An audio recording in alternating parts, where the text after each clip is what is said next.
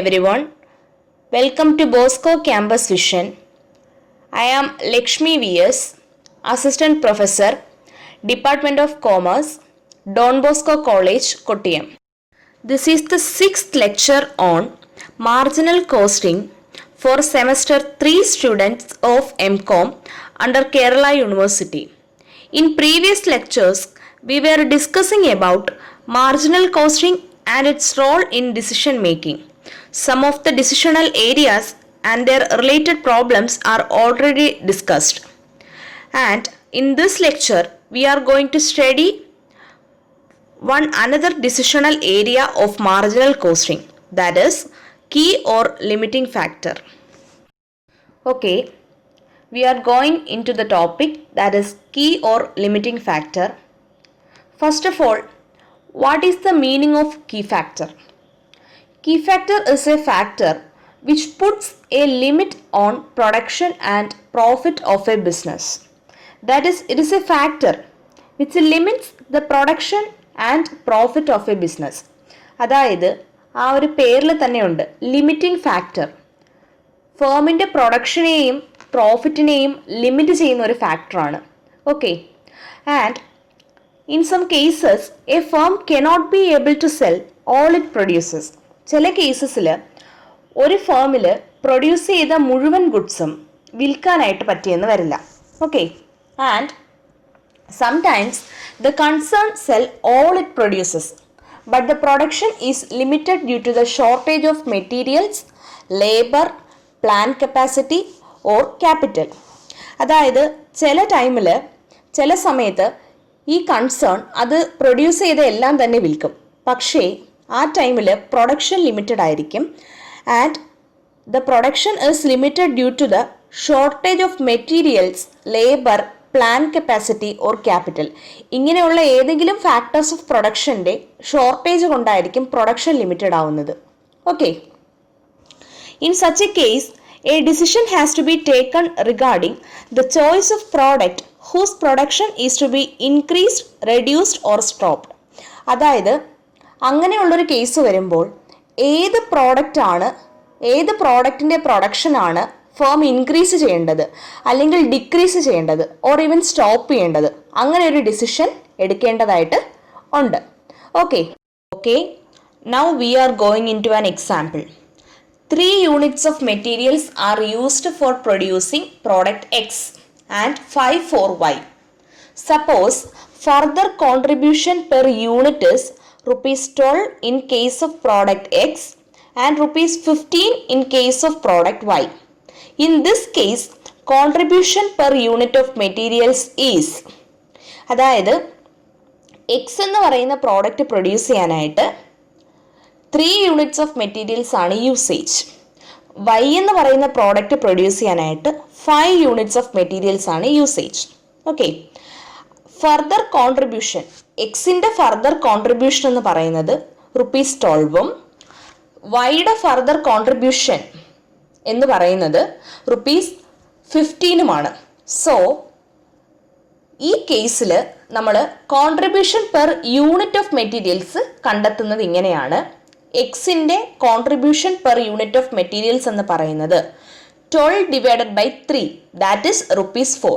അതെങ്ങനെ വന്നു എന്ന് മനസ്സിലായല്ലോ. ഫർദർ കോൺട്രിബ്യൂഷൻ പെർ യൂണിറ്റ് എന്ന് പറയുന്നത് എക്സിൻ്റെ കേസിൽ 12 ആണ് and the usage of materials is 3 units. So 12 divided by 3. And അതുപോലെ തന്നെയാണ് വൈയുടെ കേസിലും 15 ആണ് contribution and the usage of materials is 5. So the contribution per unit of materials for product Y comes to rupees 3. Okay, and hence the available material should be used first for manufacturing product X up to limit of demand for it and then the balance of materials if any for Y. Okay, അപ്പോൾ ഇവിടുത്തെ scarce factor അല്ലെങ്കിൽ limiting factor എന്താണ്? Materials ആണ്.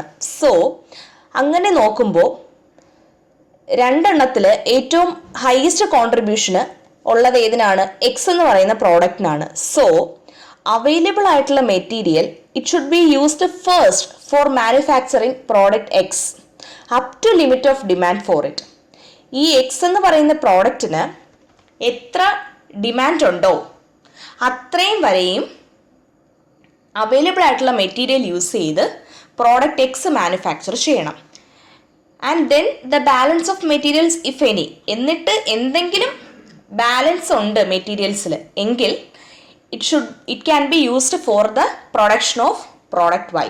അതിനുശേഷം product വൈയുടെ പ്രൊഡക്ഷന് വേണ്ടിയിട്ട് materials എന്തെങ്കിലും ബാലൻസ് ഉണ്ടെങ്കിൽ യൂസ് ചെയ്യാവുന്നതാണ്. Okay, when there is no limiting factor then the choice of product will be made on the basis of PV ratio.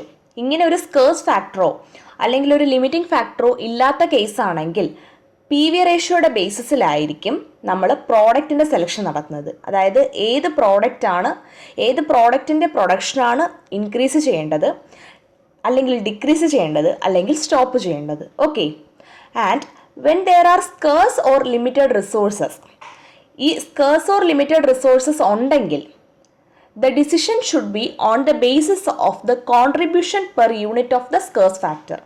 Scarce ഫാക്ടറിൻ്റെ കോൺട്രിബ്യൂഷൻ പെർ യൂണിറ്റ്, അതിൻ്റെ ബേസിസിലായിരിക്കും നമ്മൾ ഏത് പ്രോഡക്റ്റിൻ്റെ പ്രൊഡക്ഷനാണ് ഇൻക്രീസ് ചെയ്യേണ്ടത്, അല്ലെങ്കിൽ ഡിക്രീസ് ചെയ്യേണ്ടത്, അല്ലെങ്കിൽ സ്റ്റോപ്പ് ചെയ്യേണ്ടത് എന്നുള്ള ഡിസിഷൻ എടുക്കുന്നത്. ഓക്കെ, ആൻഡ് ഇതിൻ്റെയൊക്കെ ഈ ഒരു ചോയ്സിൻ്റെ ഇംപ്ലിമെൻറ്റേഷൻ എന്ന് പറയുന്നത്, in short, scarce resources should be utilised where contribution per unit of limited resources is the maximum.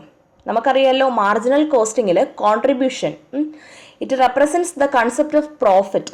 Okay, അപ്പോൾ ഈ ലിമിറ്റഡ് റിസോഴ്സസിൻ്റെ കോൺട്രിബ്യൂഷൻ പെർ യൂണിറ്റിനെ കൺസിഡർ ചെയ്യുക.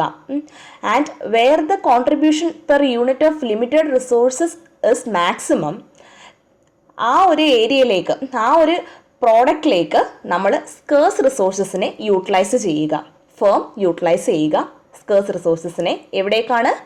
Wear contribution per unit of limited resources is the maximum. Okay, sales as a limiting factor. Usually limiting ഫാക്ടറായിട്ട് വരുന്ന sales ആണ്. Okay, therefore, in addition to limiting factor from the production side, limiting factor may also be difficulty in selling the items produced. അതായത് production സൈഡിൽ നിന്ന് വരുന്ന limiting factors കൂടാതെ produce ചെയ്തതിന് ശേഷം സെയിൽ നടത്തുന്നതിലും ഡിഫിക്കൽട്ടി ഉണ്ട്. സോ അവിടെയും ആ ഒരു ഡിഫിക്കൽട്ടി ഇൻ സെല്ലിംഗ് അതും ഒരു ലിമിറ്റിംഗ് ഫാക്ടറായിട്ട് വരാം. ഓക്കെ, ആ നമ്മളുടെ സെയിൽ നടത്തുമ്പോഴുണ്ടാകുന്ന ആ ഒരു ഡിഫിക്കൽട്ടിയും ലിമിറ്റിംഗ് ഫാക്ടറായിട്ട് വരാവുന്നതാണ്. അങ്ങനെയുള്ളൊരു കേസ് വന്നു കഴിഞ്ഞാൽ ranking of items on the basis of relative contribution per unit of limiting factor. നമ്മൾ ലിമിറ്റിംഗ് ഫാക്ടറിൻ്റെ ബേസിസിലുള്ള റിലേറ്റീവ് കോൺട്രിബ്യൂഷൻസ് കണ്ടെത്തി അതിനനുസരിച്ച് പ്രോഡക്ട്സിനെ റാങ്ക് ചെയ്യും. Okay, and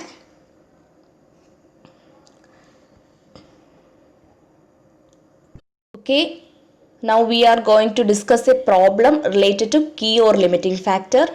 Let us examine the question carefully. A company manufactures 3 components. These components pass through 2 of the company's departments, P and Q. The machine hour capacity of each department is limited to 6,000 hours in a month. The monthly demand for components and cost data are as under. അതായത് ഒരു company 3 components manufacture ചെയ്യുന്നു. ഈ components കമ്പനിയുടെ 2 ഡിപ്പാർട്ട്മെൻറ്റിലൂടെ കടന്നു പോകാറുണ്ട്. And the departments are P and Q. The machine hour capacity of each department is limited to 6,000 hours in a month. ഓരോ ഡിപ്പാർട്ട്മെൻറ്റിൻ്റെയും പിയുടെയും ക്യൂവിൻ്റെയും machine hour capacity, monthly machine hour capacity is limited to 6,000 hours.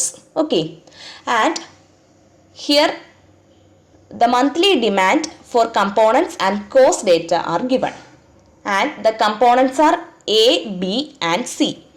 The monthly demand in units are for A 900 units, for B 900 units, for C 1350 units, and the cost data.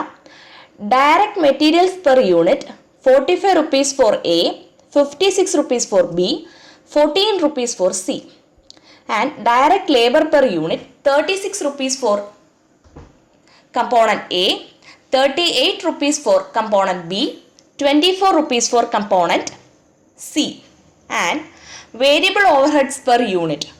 For A, rupees 18, for B, rupees 20, for C, rupees 12. And fixed overheads. In department P, at the rate of rupees 8 per hour, 16 rupees for component A, 16 rupees for component B, 12 rupees for component C. And in department Q, at the rate rupees 10 per hour, rupees 30 for component A, rupees 30 for component B, rupees 10 for component C. So the total cost come to rupees 145 for component A and rupees 160 for component B and rupees 72 for component C. Okay. Components A and C can be purchased from market at rupees 129 each and rupees 70 each respectively. ഈ 3 കമ്പോണൻസിൽ A B സിയിൽ എയും സിയും outside സപ്ലയറിൽ നിന്ന് വാങ്ങിക്കാവുന്നതാണ്. And for A rupees 129 each and for C rupees 70 each. ഇങ്ങനെയാണ് പുറത്തുനിന്ന് വാങ്ങിയാൽ കൊടുക്കേണ്ടി വരുന്ന വില. You are required to prepare a statement to show which of the components in what quantities should be purchased to minimize the cost. അതായത് നമ്മളൊരു statement prepare ചെയ്യണം. ആ സ്റ്റേറ്റ്മെൻറ്റിൽ കോസ്റ്റ് മിനിമൈസ് ചെയ്യാനായിട്ട് ഏതൊക്കെ കമ്പോണൻറ്റ്സ് ഏതൊക്കെ ക്വാണ്ടിറ്റീസിൽ എത്ര ക്വാണ്ടിറ്റീസിൽ വാങ്ങണം. Okay okay let us have a look at the solution. നമ്മളുടെ ക്വസ്റ്റ്യനിൽ പറഞ്ഞിരിക്കുന്നത് statement to show which of the components in what quantities should be purchased to minimise the cost. Cost minimise ചെയ്യാനായിട്ട് ഏതൊക്കെ കമ്പോണൻറ്റ്സ് എത്ര ക്വാണ്ടിറ്റീസിൽ പുറത്തു നിന്നും വാങ്ങണം. ഓക്കെ, ആ ഒരു സ്റ്റേറ്റ്മെൻറ്റിലേക്ക് വരാനുള്ള ഇനിഷ്യൽ കാൽക്കുലേഷനിലേക്ക് നമുക്ക് പോവാം.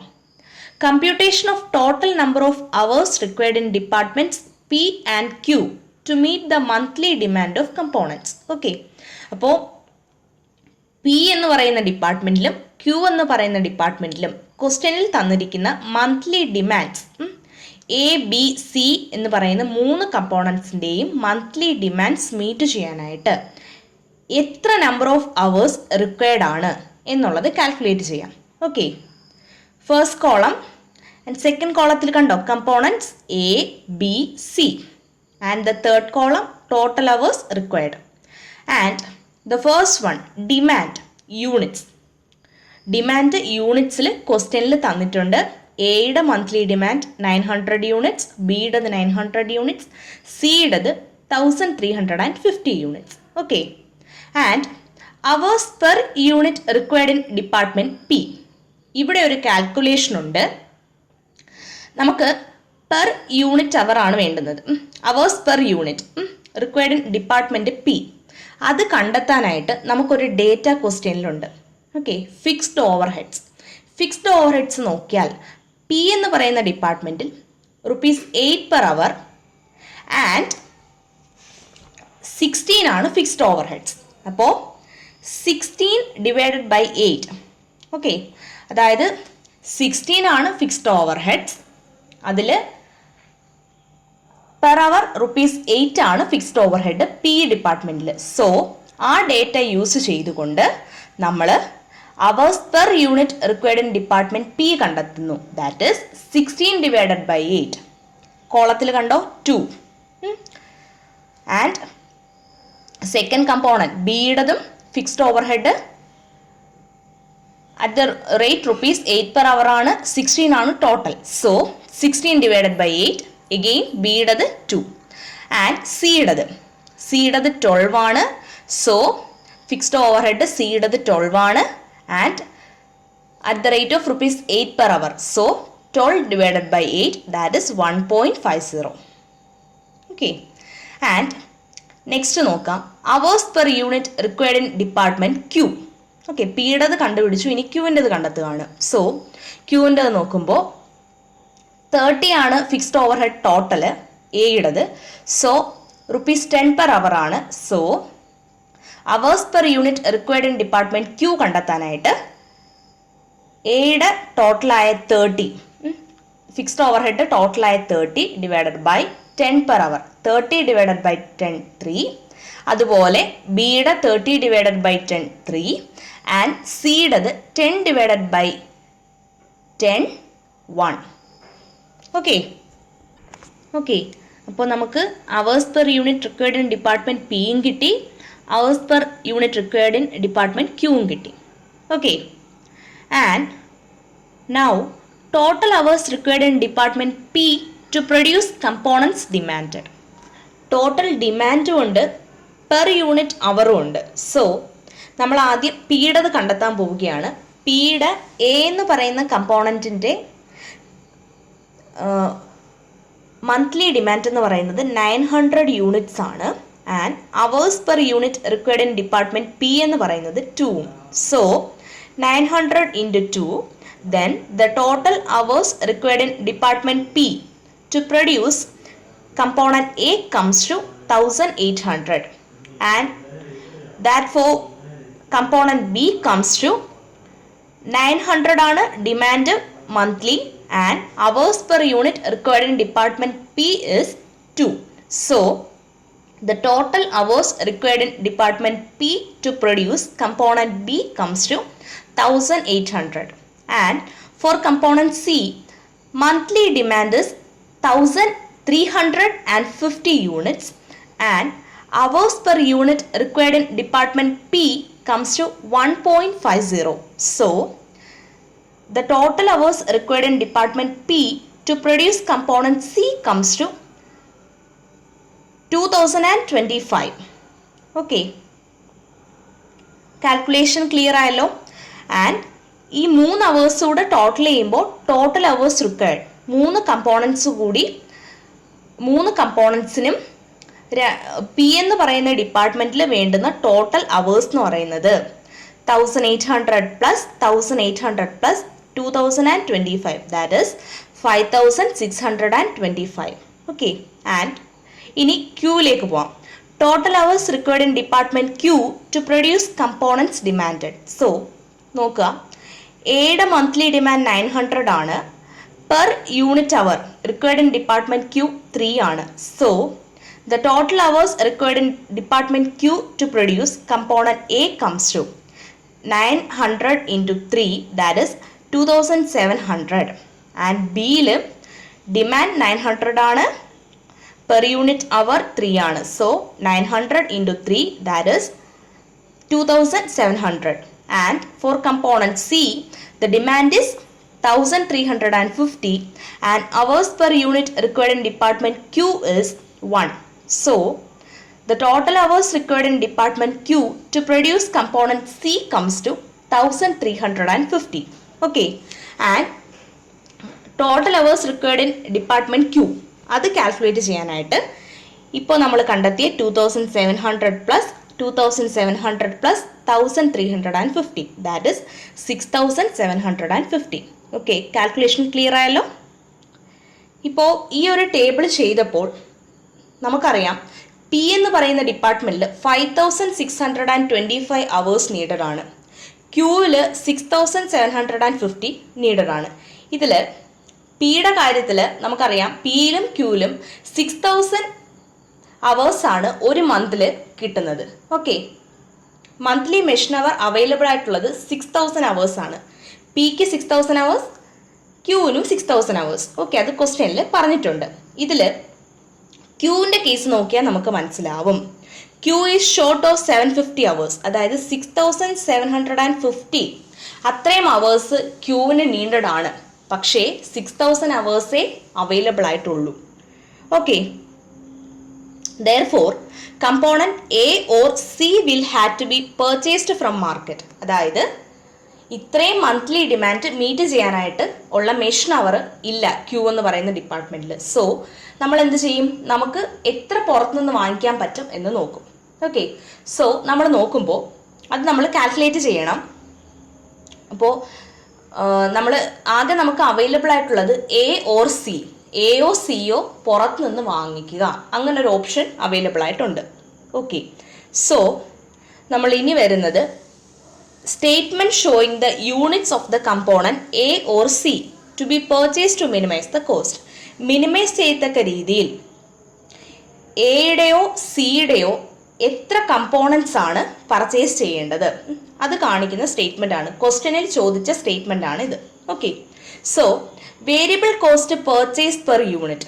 വേരിയബിൾ കോസ്റ്റ് എന്ന് ഇവിടെ ഉദ്ദേശിക്കുന്നത് ആ പർച്ചേസ് പ്രൈസിനെ തന്നെയാണ്. That is for A 129 and for C ₹70. Okay, ഇനി variable cost to make per unit.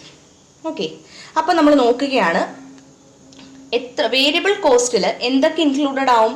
ക്വസ്റ്റ്യനിൽ നോക്കിക്കഴിഞ്ഞാൽ ഡയറക്റ്റ് മെറ്റീരിയൽസിൻ്റെ കോസ്റ്റ്, ഡയറക്റ്റ് ലേബറിൻ്റെ കോസ്റ്റ്, വേരിയബിൾ ഓവർഹെഡ്സിൻ്റെ കോസ്റ്റ്. ഓക്കെ, ഇത് മൂന്നും variable cost to make per യൂണിറ്റിൽ ഇൻക്ലൂഡഡ് ആണ്. സോ ഇത് മൂന്നും കൂടി കൂട്ടിയെടുക്കണം. That is for A 45 plus 36 plus 18. Okay, that comes to 99 rupees. And for C നമുക്കറിയാം 30 ആണ് extra cost to buy per unit എന്ന് പറയുന്നത്. And hours required in department Q എന്ന് പറയുന്നത് 3. So extra cost per hour on buying എന്ന് പറയുന്നത് 30 divided by 3, that is 10. Okay, and for component C it is 20. Extra cost to buy per unit എന്ന് പറയുന്നത് 20 and the hours required in department Q എന്ന് പറയുന്നത് 1. So extra cost per hour on buying എന്ന് പറയുന്നത് 20 divided by 1, that is 20. Okay, ഇനി extra cost രണ്ടെടുത്തത് നമ്മൾ കണ്ടുപിടിച്ചു. Extra cost per hour on by. അപ്പോൾ കോസ്റ്റ് കുറഞ്ഞെടുത്ത് മിനിമമായി നിൽക്കുന്നിടത്തായിരിക്കും ആ ഒരു കമ്പോണന്റ് ആയിരിക്കും നമ്മൾ എന്ത് ചെയ്യുന്നത് പുറത്തു നിന്ന് വാങ്ങാനായിട്ട് തീരുമാനിക്കുന്നത്. ഓക്കെ, ആൻഡ് ഇവിടെ നമ്മൾ നോക്കിയാൽ extra cost per hour on buying കുറഞ്ഞു നിൽക്കുന്നത് കമ്പോണന്റ് എക്കാണ്.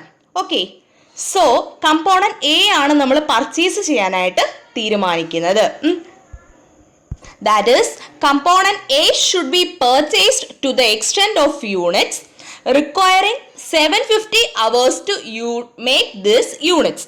അപ്പോൾ 750 hours ആ 750 hours ആണ് ഷോർട്ട് ഉള്ളത്. സോ ആ ഷോർട്ടുള്ള 750 hours divided by 3 hours required per unit. So 750 divided by 3, that is 250. അപ്പോൾ 250 units of component A. 250 units of component A should be purchased from outside. എങ്കിലേ ഈ ഷോർട്ട് ആയിട്ടുള്ള അവറിൻ്റെ അത് പരിഹരിക്കാനായിട്ട് പറ്റത്തുള്ളൂ. Okay okay, hope you all understand the concept of key or limiting factor. It is a very important decisional area in marginal costing. Thank you.